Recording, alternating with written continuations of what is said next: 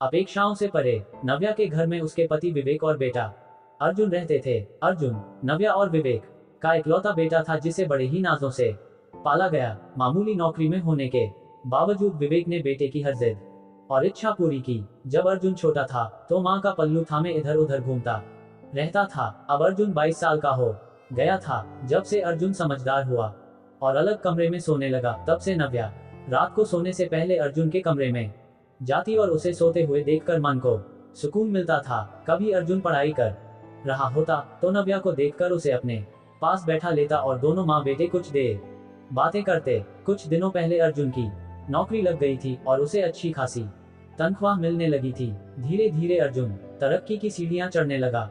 अपने बेटे की तरक्की देखकर दोनों पति पत्नी बहुत खुश थे। अब नव्या घर में बहू लाना चाहती थी। उसने अपनी बहू के लिए बहुत सपने देखे थे और समाज की शादी की पत्रिका से कई तस्वीरें निकालकर अर्जुन को दिखाई। अर्जुन ने साक्षी को पसंद किया और जल्द ही अर्जुन और साक्षी की सगाई हो गई। 2 महीने बाद का शादी का मुहूर्त तय हो गया। अर्जुन और साक्षी के बीच बातें होने लगी और धीरे धीरे अर्जुन साक्षी के प्रेम में डूबने लगा। ऑफिस से लौटने के बाद खाना खाकर वह अपने कमरे में चला जाता और माता पिता के साथ बैठता ही नहीं। सुबह भी साक्षी के फोन से ही दिन की शुरुआत होती। नव्या को ये सब अच्छा नहीं लगता था क्योंकि उसका बेटा जो पहले माँ करता नहीं थकता था, अब शादी से पहले ही साक्षी के गुणगान करने लगा था। एक दिन रात को सोने से पहले नव्या अर्जुन के कमरे में गई। अर्जुन साक्षी से फोन पर बातें कर रहा था। नव्या को देखकर अर्जुन ने अचानक से कॉल काट दिया और बोला, माँ तुम इस समय? नव्या ने कहा, हाँ मैं देखने आई थी कि तू सो गया या नहीं। उधर अचानक से कॉल कट जाने से साक्षी परेशान हो गई और अर्जुन को कॉल करने लगी। अर्जुन ने गुस्से में कहा, माँ अब इस तरह रात को मेरे कमरे में मत आया करो। अब मैं बच्चा नहीं रहा, बड़ा हो गया हूँ। नव्या को ये शब्द बहुत ही बुरे लगे। वह चुपचाप अपने कमरे में चली गई।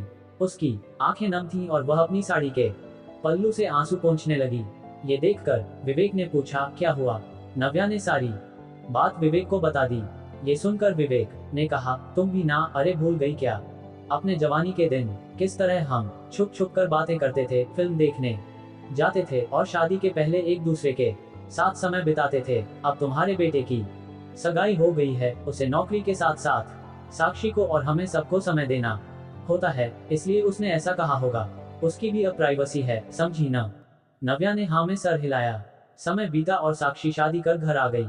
कुछ दिनों बाद अर्जुन ऑफिस से आया और उसने बताया कि उसे ऑफिस की तरफ से विदेश जाने का मौका दिया जा रहा है। ये सुनकर सब बहुत खुश हुए, पर नव्या को खुशी नहीं हुई।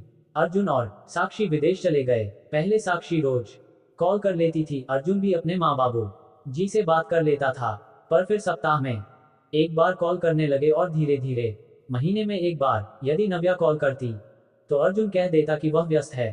फिर भी अपने मन को मारकर नव्या रोज दिन में एक बार कॉल कर ही लेती थी। नव्या उदास रहने लगी। जिस बेटे को प्यार से पाला पोसा, उसने उन्हें दूध में से मक्खी की तरह निकाल फेंका। पर विवेक उसे समझाता कि आजकल का जमाना ही ऐसा है, लेकिन नव्या विवेक की बात को नजरअंदाज कर मन ही मन दुखी रहती। अर्जुन और साक्षी को विदेश गए 2 साल होने को आए थे, पर वे एक बार भी घर नहीं आए। 2 साल से घर में कोई पकवान तक नहीं बना। विवेक कभी कहता कि खीर, कचौरी, पूरी बना लो, तो नव्या चिढ़कर कहती, यहाँ बेटा हाथ से चला गया और तुम्हें पकवान खाने हैं। वह था तो यहाँ घर जैसा लगता था, अब तो जीवन वीरान सा हो गया है। बेचारे विवेक कुछ कह नहीं पाते। वे बाजार से जाकर जो मन करता खाने को ले आते, पर बाजार के पकवानों में वह स्वाद कहाँ जो पत्नी के हाथों में होता है। विवेक के रिटायरमेंट का दिन करीब आ गया था। नव्या ने अर्जुन को कॉल कर कहा, बेटा परसों तेरे पापा का रिटायरमेंट दिवस है, उसके उपलक्ष्य में उनका सम्मान समारोह रखा गया है, इसलिए तू वीडियो कॉल कर लेना, तेरे पापा को अच्छा लगेगा। अर्जुन ने कहा, ठीक है माँ। सम्मान समारोह के दिन बड़े ही अच्छे से विवेक का स्वागत हुआ। पूरे स्टाफ ने विवेक की तारीफ की। नव्या बार बार फोन देख रही थी कि अर्जुन और साक्षी कॉल करेंगे। सम्मान समारोह खत्म हो गया, पर बेटे बहू का कॉल नहीं आया। नव्या ने विवेक से पूछा, देखो जरा आपके मोबाइल पर अर्जुन का मिस कॉल हो। विवेक ने कहा, कोई मिस कॉल नहीं है, तुम झूठी उम्मीद करना छोड़ दो। देखो नव्या, मैं तुम्हें कब से समझा रहा हूँ, तुम बेटे बहू से आस लगाए बैठी हो और अपना दिल दुखाए जा रही हो। मन ही मन दुखी होना छोड़ दो, वे वहां तुम्हारे बारे में सोचते होंगे। क्या नहीं न, वे तो वहाँ खुश होंगे, तो तुम यहाँ क्यों अपना जीवन बर्बाद किए जा रही हो? बेटे बहू के चक्कर में अपनी जान सुखाए जा रही हो। अरे बहुत से लोग बेऔलाद रहते हैं, तुम भी सोच लो जैसे तुम्हारी कोई औलाद है ही नहीं। नव्या ने कहा, कैसी बातें करते हो? औलाद कैसी भी हो, मोह खत्म नहीं हो सकता। तुम बन जाओ निर्मोही, मैं नहीं बन सकती। विवेक ने कहा, तो जीती रहो घुट घुट कर, बेटे बहू के चक्कर में ऐसा न हो, अपने पति के प्रेम को भी खो दो। नव्या चुप रही, क्या कहे कुछ समझ नहीं आया। रिटायरमेंट के बाद सरकारी क्वार्टर खाली करना था। विवेक ने अपनी जमा पूंजी से कॉलोनी में एक छोटा सा घर खरीद लिया। घर बहुत छोटा था, पर एक सुकून था कि अपना घर है। धीरे धीरे नव्या की आस पड़ोस की औरतों से पहचान हो गई। सामने एक बड़ा सा गार्डन था जहां बहुत से विवेक और नव्या के हम उम्र लोग वॉक पर आते। धीरे धीरे विवेक के अच्छे दोस्त बन गए थे और नव्या ने भी सहेलियां बना ली। बातों बातों में उसे पता चला कि उसके घर की समस्या तो कुछ नहीं है, दूसरी औरतें तो और भी ज्यादा अपने बहू बेटों से परेशान हैं। किसी को घर में मान सम्मान नहीं मिलता, तो किसी को समय पर चाय या खाना नहीं मिलता। किसी की बहू उससे सीधे मुंह बात नहीं करती, तो किसी की बहू बेटे को मां के खिलाफ भड़काती है। बेचारी कोई दवा और इलाज को तरसती है। सबकी पीड़ा सुनकर नव्या सोचने लगी, इससे तो बेटा बहू दूर ही भले, कम से कम मेरे पास अच्छा पति है, मुझे किसी का मुंह नहीं देखना पड़ता चाय या खाने के लिए, कोई रोज की कीच कीच नहीं है। जब हाथ पांव नहीं चलेंगे तो कामवालियां रख लूंगी और सुकून से जी लूंगी। सच कहते हैं विवेक, वे वहां खुश हैं, तो मैं क्यों अपना दिल दुखाऊं? क्यों सोच सोच कर मन ही मन दुखी हूं? मैं अपने घर की मालकिन हूं, आराम से जीऊं पति के साथ।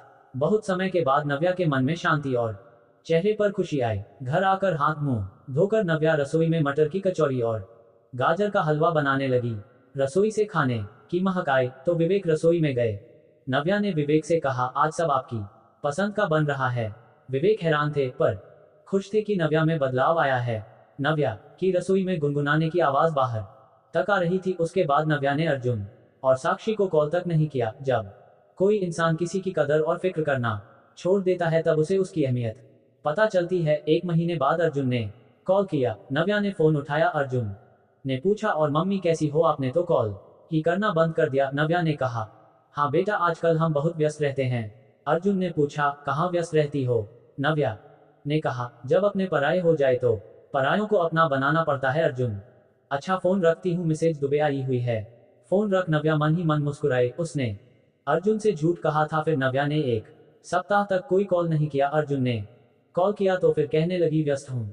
अर्जुन समझ गया था उसके माता पिता को उसकी कोई जरूरत नहीं है, उन्होंने उसके बिना जीना सीख लिया है। इसलिए अर्जुन अब रोज कॉल करता, क्योंकि वो जानता था कि जीवन में माता पिता के सहारे की उसे बहुत जरूरत पड़ने वाली है। नव्या इस परिवर्तन से खुश थी, जानती थी ये सब अर्जुन अपने स्वार्थ के लिए कर रहा है। पर नव्या ने अब उम्मीदें लगाना बंद कर दी थी, क्योंकि उम्मीद एक ऐसी चीज है जो पूरी ना हो तो इंसान टूटने लगता है। इसलिए ज्यादा सोच कर व्यर्थ चिंता करने से अच्छा है खुश रहो, मस्त रहो और सब कुछ समय पर छोड़ दो और दूसरों से उम्मीद करना भी छोड़ दो, तो ही जीवन खुशहाल बन सकता है।